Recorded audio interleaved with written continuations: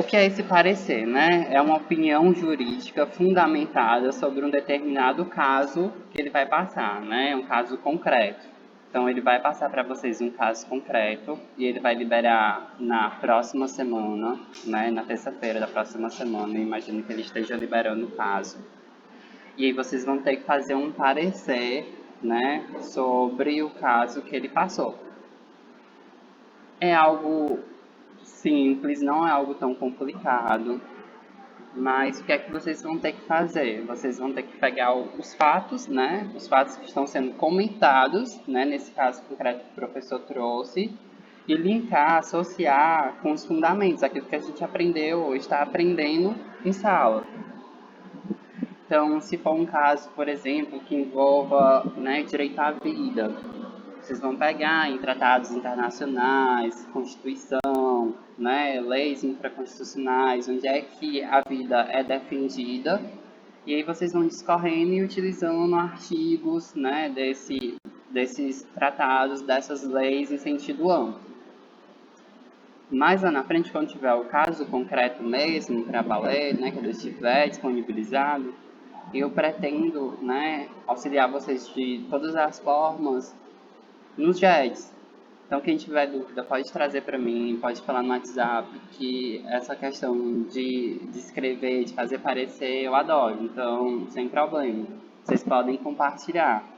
E aí eu vou adorar saber a tese de vocês. Vai ser em grupo, né? Pelo que eu entendi, são 6 pessoas, até 6 pessoas. Mas continua tendo prova. E a prova vão ser questões objetivas, eu ainda não sei quantas, e individual. Então não tem mais prova em duplo, é prova objetiva e individual, 100% objetiva, certo? E aí a gente faz aquela revisão marota de novo no domingo para essa prova. Mas essa questão do parecer, eu acredito que ele vai ser mais importante, né? Para vocês ganharem essa prática que é muito interessante. E também porque eu acredito que vai valer 6 pontos da nota, então vai valer mais do que a prova. Pelo que ele tinha comentado da primeira vez, iam ser 6 pontos.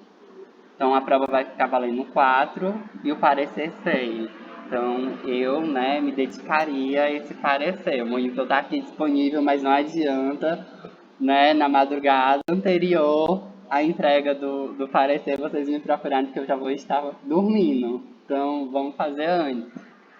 E, e eu acho que vocês vão gostar. É realmente muito, muito importante. É algo que a gente vai levar para a vida, né? A gente vai ficar fazendo esse tipo de parecer, ou seja, uma petição inicial, enfim, durante toda a carreira. Alguma dúvida? Alguém tem dúvida? Deu para vocês entenderem, meninas? Ok? Aqui, tudo ok? Tudo tranquilo? Posso seguir? Posso começar o conteúdo? Certo. E aí de noite eu acho que ele vai explicar para vocês a data, ele vai inclusive prorrogar o prazo, vai dar mais prazo para vocês.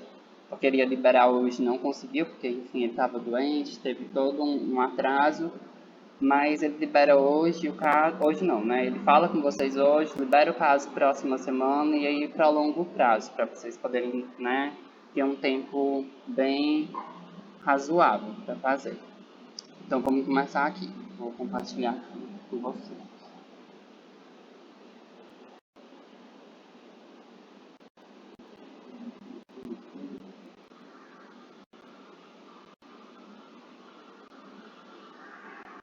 Hoje a gente vai começar pelas características dos direitos humanos. Eu acredito, né, que a gente já tenha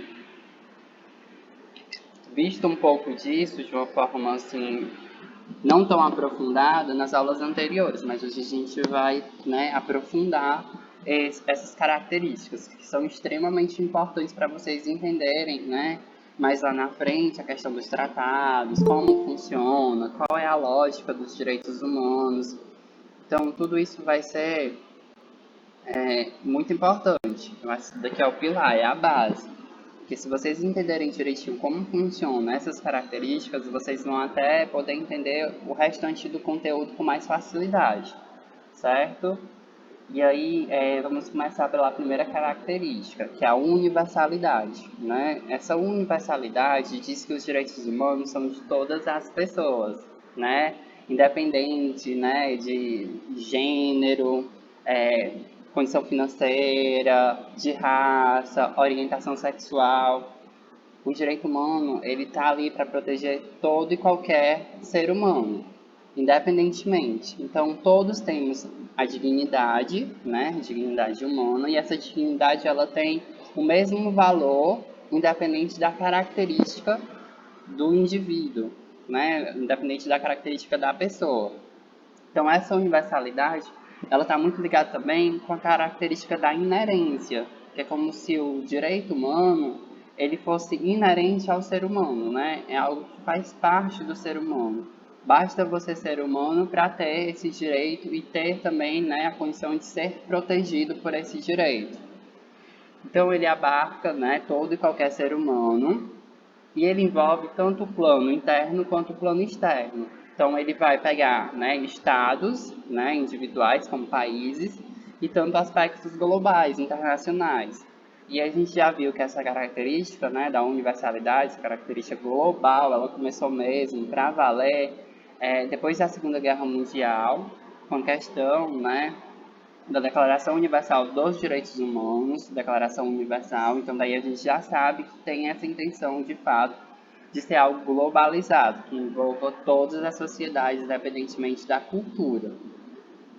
Mas essa questão de ser universal não significa necessariamente ser absoluto. Essa parte é muito importante e isso cai muito em prova, né? Inclusive, são pegadinhas que utilizam em concurso, então isso daqui prestem atenção. Ser universal, pertencer a todas as pessoas, não quer dizer que o direito vai ser absoluto. O direito, em algum momento, ele pode ser, né, limitado, pode ser restringido. E isso vai acontecer, geralmente, quando houver uma colisão com outros direitos. Por exemplo, na pandemia, né, todos nós tínhamos a liberdade de locomoção, ou seja, liberdade de ir, vir, permanecer, mas tinha outro direito naquele momento que precisava ser protegido, que seria o que? A saúde.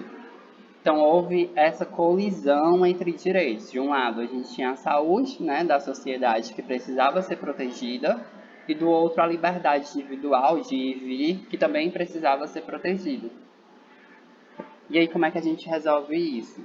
Então a gente precisa ver naquele caso concreto, certo? A partir daquele momento, durante a pandemia, qual é o direito que precisa ser mais protegido, qual é o direito que precisa ser privilegiado naquela situação. E aí percebeu-se que a saúde, né, precisava ser protegida em detrimento da liberdade individual. Então as pessoas elas não podiam sair, até porque, né, o distanciamento social era a única solução, né, no primeiro momento, para resguardar a saúde, né, das pessoas, principalmente daqueles grupos mais vulneráveis. Então, é justamente isso. O direito, ele nunca vai ser absoluto. Dependendo da circunstância, dependendo da questão, do caso concreto, você pode relativizá-lo.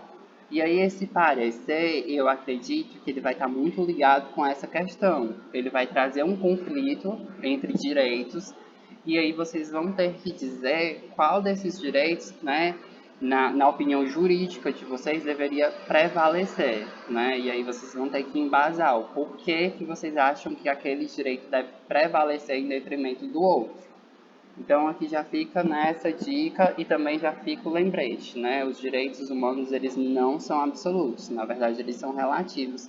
Que aí é a outra característica que a gente vai ver, né?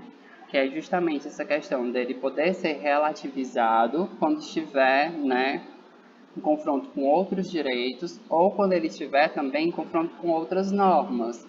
Então, por exemplo, uma pessoa que aparentemente cometeu homicídio, depois que ela passa pelo devido processo legal, né, que ela seguiu lá a ampla defesa, o contraditório, ela teve todos os seus direitos resguardados, e aí ela foi considerada, de fato, culpada daquele homicídio, ela vai ter sua liberdade, né, limitada em detrimento de um bem maior, que seria a paz coletiva, né? Então, os direitos humanos eles podem ser relativizados quando entrarem em conflito com outros direitos ou por causa de virtude da norma. Então, essa limitação ela sempre vai ser dada, isso daqui é importante, no caso concreto. Ah, Igor, você falou que na pandemia a saúde, né, ela foi privilegiada em relação à liberdade. Isso quer dizer que a liberdade ela vai ser sempre, sempre, sempre limitada? Não, isso vai depender do caso concreto, certo? Então, essa limitação é para casos específicos. Isso não quer dizer de maneira alguma que aquele direito sempre vai ser limitado. Tem que se analisar a questão. E aí vão fazer o ponderamento, o sopesamento entre os direitos e vão decidir qual que vai ser privilegiado, certo? Outra característica dos direitos humanos é a transnacionalidade. Essa característica o professor não colocou no slide, mas eu achei interessante compartilhar com vocês. Por quê? Porque a gente estudou o direito internacional dos refugiados, né, no GED passado, nas aulas passadas, e aí isso daqui está muito ligado com essa questão do refugiado. Por quê? Porque os direitos humanos, eles vão além da nacionalidade da pessoa. Então, você não precisa ter uma nacionalidade, você não precisa ter um vínculo jurídico-político com o país para ter esses direitos humanos protegidos, certo? Como eu falei, basta você ser pessoa, a questão da dignidade humana é inerente para todos, então todos precisam ser protegidos. Então, dito isso, mesmo que a pessoa seja um apátrida ou um imigrante, ele tem os seus direitos humanos e eles precisam ser resguardados, protegidos. Então, mesmo que a pessoa não tenha nacionalidade, seja um refugiado, esteja sendo perseguido pelo país, ele continua tendo seus direitos humanos, né? E aí, onde ele estiver, aquele direito vai ter que ser, de uma certa forma, resguardado. Com essa questão, a gente também pode ver que existe uma pluralidade na origem da norma jurídica, né? Essas normas que protegem os direitos humanos, elas podem partir de diferentes países, não necessariamente de uma nação, não necessariamente de um só órgão internacional. Então, essa questão da proteção pode partir sim de estados diferentes ou até mesmo grupos sociais. Aí a questão aqui realmente é proteger, é favorecer, fomentar essa proteção dos direitos humanos. E aí, dito isso, né, acho que deu para entender, né, que não são só normas nacionais, mas também normas internacionais que protegem os direitos humanos. Claro, quando estiver na Constituição, vai ser um direito fundamental. Mas a Constituição, ela pega um direito humano, né, do plano internacional e positiva naquele documento e torna-se um direito fundamental. Então não deixa de ser, de uma certa forma, em questão do conteúdo, um direito humano, certo? Irrenunciabilidade. O professor fala muito dessa questão da irrenunciabilidade e também está muito aparente agora nesses casos, né, de escravidão ou de trabalho análogo à escravidão. Ninguém, em nenhum momento, pode renunciar completamente os seus direitos. Ou seja, mesmo que a pessoa autorize, né, ela diga, não quero mais ter liberdade, pode me escravizar, isso não vai acontecer juridicamente, porque os direitos humanos eles não podem ser renunciados, mesmo com a autorização do titular. E outra coisa, o não exercício desses direitos, você não exercer o direito em determinado momento, não quer dizer que você esteja renunciando. Por exemplo, alguém me ofende, certo? Ou seja, está agredindo a minha moral, está agredindo a minha intimidade, está agredindo a minha honra. Essa pessoa me ofendeu. E aí, naquele momento, naquela ofensa, eu decido não procurar os meus direitos, né? Não entrar com a ação e não pedir, por exemplo, danos morais. Nesse momento, passo já a palavra, Bia, só um momentinho. Nesse momento, eu posso não entrar com a ação, mas isso não quer dizer que eu esteja renunciando o meu direito a uma integridade psicológica, a uma honra.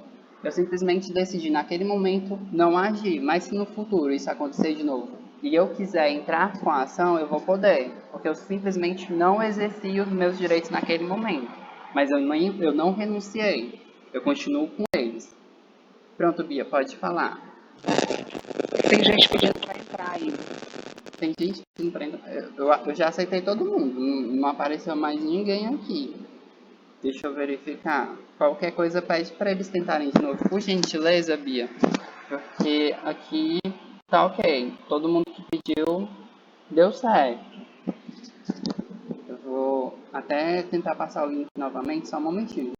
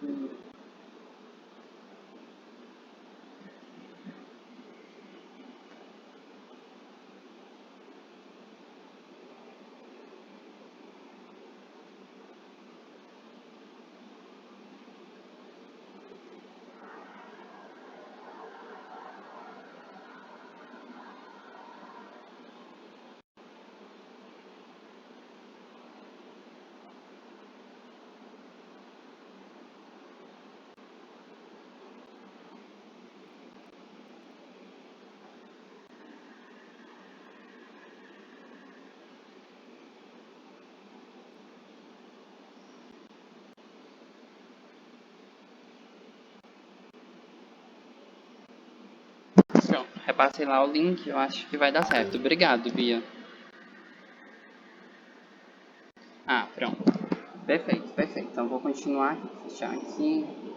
E eu ia começar a falar. Pronto, então irrenunciabilidade é justamente isso. Você não pode renunciar aos seus direitos, mesmo que você deseje renunciá-los, né? Isso não pode acontecer. Então, naquela questão, né, dos trabalhos análogos à escravidão, um discurso, né, que aparecia ali era que tipo, não, mas ele renunciou, eu dava alimento para ele tinha comida, ele tinha moradia. Então aquilo dali era algo que ele estava consciente, ele realmente foi voluntariamente para aquela situação, isso não existe. Gente, ele não renunciou aos direitos, ele continua com aquele direito, e ali é uma condição específica que a pessoa tem que submeter àquele tipo de trabalho para poder sobreviver. Porque se ela não se submete àquilo, infelizmente, ela não tem como sobreviver. Então esse tipo de argumento ele não se sustenta. Ninguém pode renunciar, mesmo que queira, e eu acredito particularmente que aquelas pessoas elas não querem renunciar, elas meio que se colocam numa situação onde tem que renunciar, que é uma diferença muito grande. E aí, seja um caso, seja outro, você não vai poder renunciar aos seus direitos, né? Você pode, no máximo, não exercê-los em um determinado momento, mas renunciar nunca. E aí a gente pode falar também da inalienabilidade, que está muito ligado com essa questão da irrenunciabilidade. Ninguém pode, né, transferir ou ceder os seus direitos, seja de forma onerosa, seja de forma gratuita. Ou seja, eu não posso chegar com fulano e dizer, olha, eu vou vender aqui minha liberdade por tantos reais para você, você quer comprar? Não, isso não pode acontecer. Do mesmo jeito, eu não posso ceder. Seria como doar. Não, eu vou doar aqui um direito que eu tenho para você. Quer aceitar? Isso também não pode acontecer. Então, não há como você negociar os seus direitos. Também não há como você dispor dos seus direitos, né? Essa é uma característica muito importante. Por quê? Porque aqui você percebe que os direitos humanos eles não têm esse valor patrimonial. O valor patrimonial são outros direitos. Os direitos humanos eles não se encaixam nessa questão pecuniária, né, de patrimônio, de dinheiro. Os direitos humanos estão ligados com a existência, com a pessoa, com a dignidade. Então você não pode de nenhuma forma, né, de nenhuma forma negociar ou dispor desses direitos. E aí mais uma característica seria a imprescritibilidade, que basicamente os direitos eles não se esgotam com o tempo. Você continua tendo aquele direito independentemente do tempo que for passando, certo? Eles podem ser reivindicados a qualquer momento. E isso também é válido, deveria ser válido para as reparações, né, em relação a violações sobre os direitos humanos. Então, se existe, por exemplo, um crime contra a humanidade, aquilo dali não pode prescrever, não pode deixar de ter, né, a sua essência de punição, vamos colocar assim, por causa do tempo. Passou muito tempo, ninguém reclamou desse crime aqui, que foi contra os direitos humanos, então ele prescreveu. Não faz mais sentido. Não, isso não existe. E aí, justamente, o que a gente vai ver mais lá na frente, que é o TPI, Tribunal Penal Internacional, ele coloca algumas características, alguns crimes, né, que eles são imprescritíveis, que seria o crime de genocídio contra a humanidade, crimes de agressão e o crime de guerra. Todos esses crimes são violações diretas aos direitos humanos, e por isso eles não podem, de nenhuma forma, prescrever. Eu trouxe também um caso para vocês, um caso do Brasil, que é essa dos trabalhadores da Fazenda Brasil Verde, que justamente foi um crime análogo à escravidão que aconteceu aqui no Brasil, e aí a justiça brasileira disse que não poderia julgar, nem punir, né, nem processar essas pessoas que cometeram tal atrocidade, porque o crime tinha prescrito, não estava mais, né, possibilitado a passar por um processo judicial. E aí a Corte Interamericana de Direitos Humanos decidiu que não, esse crime não prescreve porque é de um interesse internacional e esse tipo de crime ofende os direitos humanos, então é imprescritível. E aí a justiça brasileira teve novamente, né, que abrir um processo para averiguar, né, o que aconteceu e futuramente punir, né, quem cometeu tal prática. Então, é isso. Imprescrição, né? Você não prescrever, não se esgotar, não acabar, não findar com o tempo. Essa também é uma característica que cai muito, né, em concurso público. A questão da essencialidade em si, né, o próprio direitos humanos já traz com ele, porque os direitos humanos traz a essência da pessoa humana, né? São direitos, são garantias que vêm da própria essência do ser humano. Então, são valores supremos. Em relação ao conteúdo, está muito ligado com o quê? Com a dignidade da pessoa humana. Então, o conteúdo principal, a essência principal, né? Na relação material, e aí quando vocês ouvirem material, é a questão mesmo, né, do conteúdo em si. Seria a dignidade da pessoa humana. E é justamente por essa característica que todos os direitos, né, eles precisam ser protegidos. E aí também existe a questão do conteúdo formal, né, que é aquele conteúdo relativo à norma. Os direitos humanos, eles são tão importantes que eles precisam ser priorizados em relação a outros direitos, a outras normas. Então, normas que tratam de direitos humanos, elas geralmente estão no mesmo patamar de normas constitucionais, ou seja, no topo da pirâmide, ou então elas no máximo vão se tornar supralegais, que seria acima daquelas normas que estão abaixo da Constituição. Então a gente percebe que existe sim uma prioridade na proteção desses direitos, até mesmo na relação onde esse direito vai ser encaixado na norma, qual é o valor desse direito nas normas, e a gente percebe que eles estão no topo da pirâmide. Então é isso que a gente traz na essencialidade. A historicidade está muito ligada com a construção histórica dos direitos humanos. Os direitos humanos, eles não são dados, eles são construídos, eles vão sendo construídos com a humanidade. A humanidade ela vai se aperfeiçoando e na medida que isso vai acontecendo, os direitos eles vão sendo construídos, né? Eles vão sendo evoluídos. E aí é importante vocês perceberem que os direitos eles não vão sofrer uma sucessão. Isso está muito ligado com aquela questãozinha lá das gerações, que na verdade são dimensões de direitos. Os direitos eles não vão suceder um ao outro. Então, os direitos de segunda dimensão, eles não vão prevalecer e também não vão fazer com que deixe de existir os direitos de primeira dimensão. Então, esses direitos eles vão sempre se acumulando, né? Eles vão sempre se fortalecendo.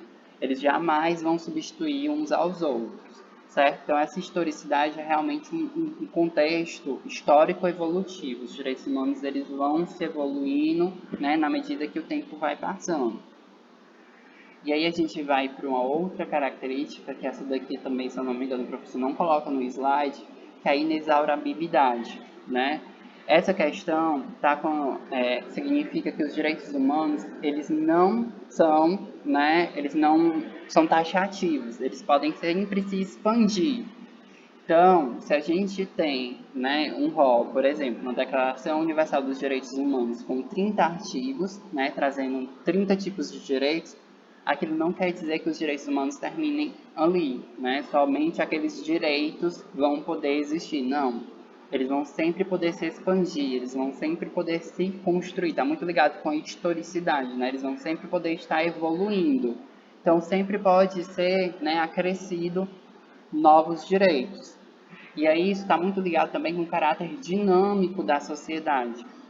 A sociedade ela está sempre evoluindo. E aí, na medida que ela evolui, isso também, né, se relaciona com a historicidade, os direitos eles vão sendo produzidos, como a LGPD, né, Lei Geral de Proteção de Dados, que é algo muito recente, foi colocado na Constituição recentemente. Então, os direitos eles vão sendo, né, construídos à medida que as relações sociais elas vão se aperfeiçoando. Então, existe um processo de multiplicação ou pulverização dos direitos humanos. Eles jamais vão ser taxativos, eles jamais vão estar colocados todos num papel só, eles sempre vão poder se expandir. E aí, outra questão, e essa daqui o professor colocou na prova, né, na V1, que é uma característica muito importante, vocês vão ver isso também em Estado de Direitos Fundamentais, é a questão da vedação ao retrocesso, ou o efeito clique, né?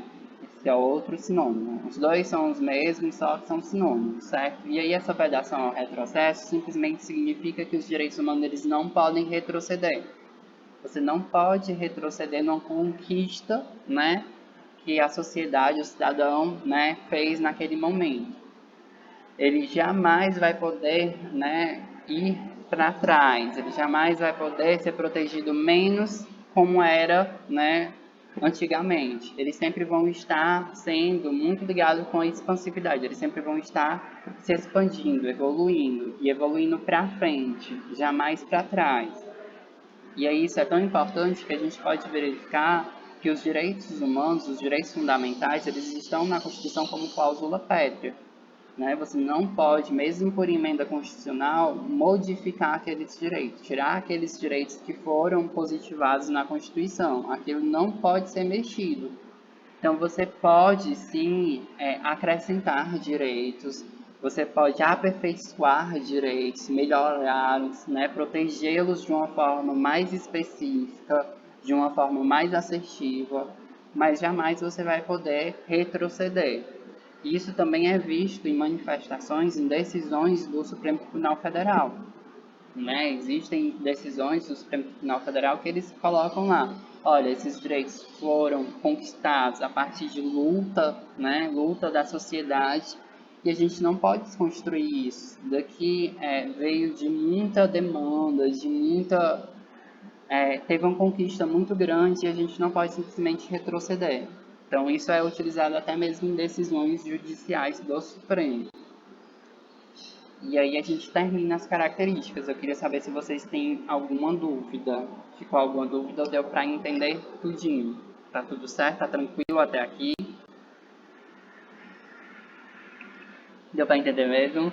Alguém me responde. Tudo certo, massa. Ok.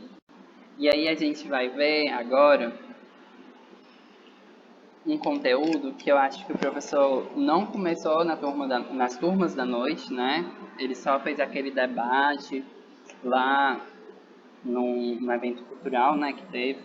Mas aqui eu preciso começar a dar o conteúdo para vocês, porque senão já ia ficar muito curto. Então eu vou me atrever a entrar num assunto que nem o professor ainda, né, deu para a turma da noite. Mas é tranquilo, gente. É tranquilo e polêmico ao mesmo tempo esse conteúdo. Mas vamos lá.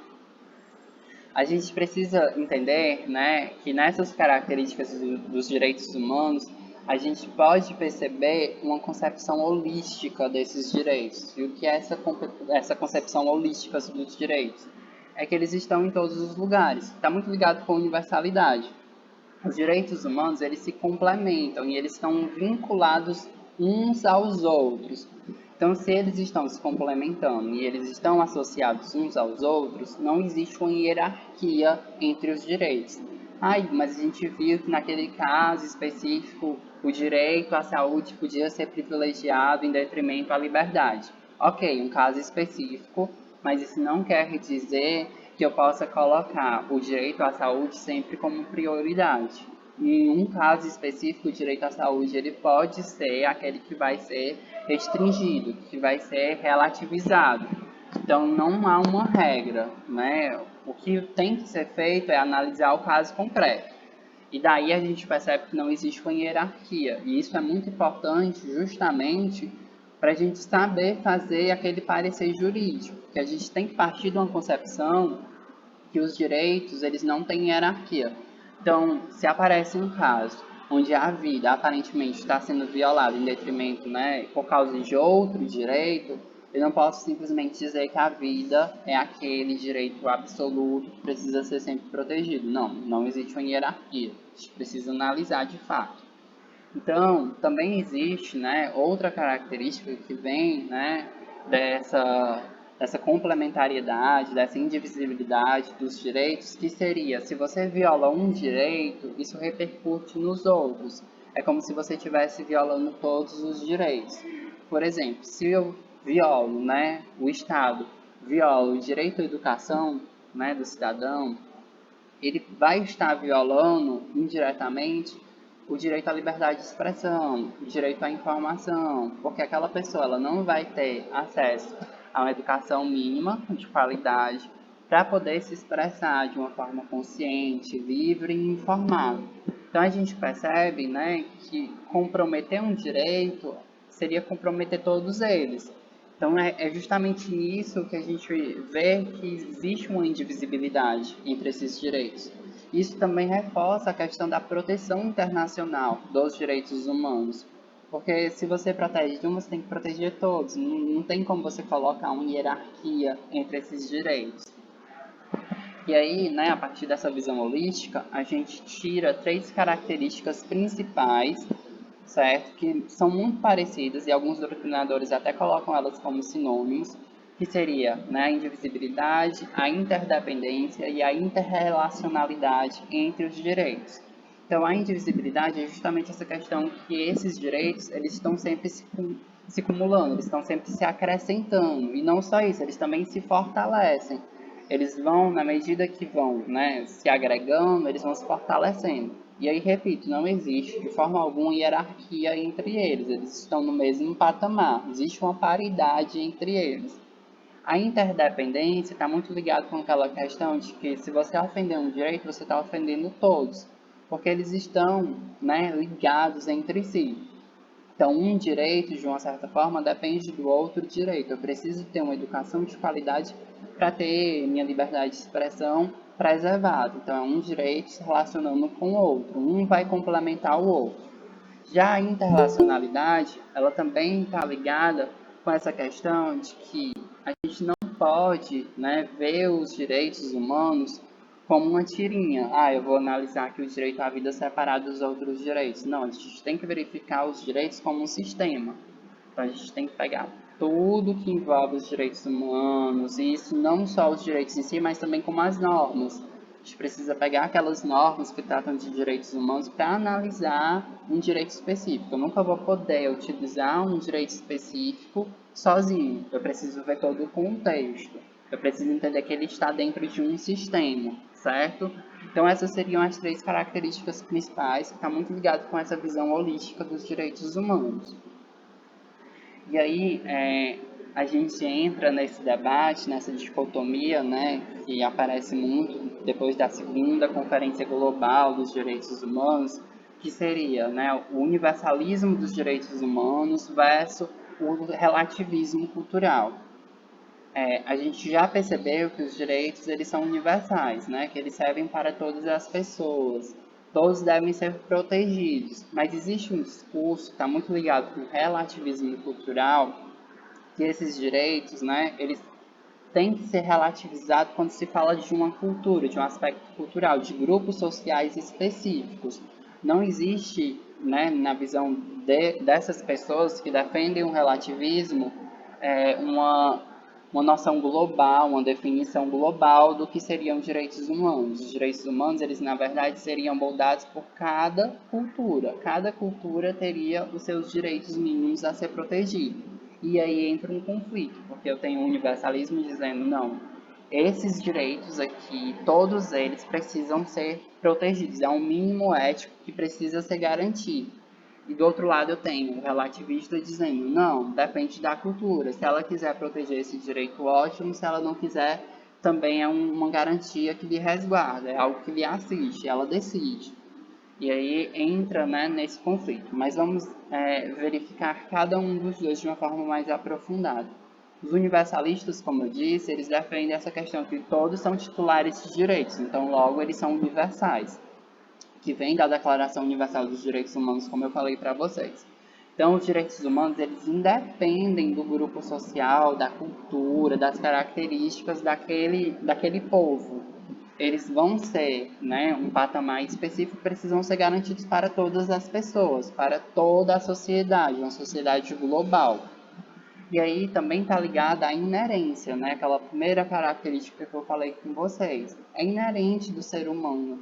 Não importa qual é a nacionalidade, né? A condição econômica, a orientação sexual, o gênero daquela pessoa, a cultura que ela está inserida, ela precisa ter os seus direitos humanos protegidos, certo? E cada estado tem o dever, independentemente da cultura que se exerça ali, de proteger esses direitos. Então, embora existam, né, particularidades culturais, esses direitos eles precisam ser respeitados por todo e qualquer estado, certo? E aí eles continuam falando, né, que essas particularidades culturais, essas questões sociais, elas não podem servir de justificativa para a violação, né, dos direitos humanos. Eu não posso dizer, é porque na minha cultura isso é permitido e por isso que eu estou violando o direito à honra dessa mulher. Não, isso não, na visão, né, do universalismo, isso não pode ser fundamentado, isso não pode ser utilizado como argumento, porque esse direito, independente de qual seja a cultura, tem que ser protegido, certo? Então, existe um padrão mínimo de dignidade. De novo, a gente fala da dignidade humana, que está lá naquela essencialidade, da característica da essencialidade que eu falei para vocês, o conteúdo material. Não é que numa cultura possa se dizer que a dignidade da mulher ou a dignidade de alguém que faça parte do grupo LGBTQIA+, valha menos do que a dignidade de uma outra pessoa. Não, todos têm a mesma dignidade, não existe uma hierarquia entre essas dignidades. Então, todo mundo precisa ou deve receber a mesma proteção. Então, para os universalistas, não adianta, né, invocar essa questão da cultura para justificar violações, agressões aos direitos humanos. Isso não se sustenta. Você não pode, né, utilizar aspectos individuais de uma cultura para justificar agressões.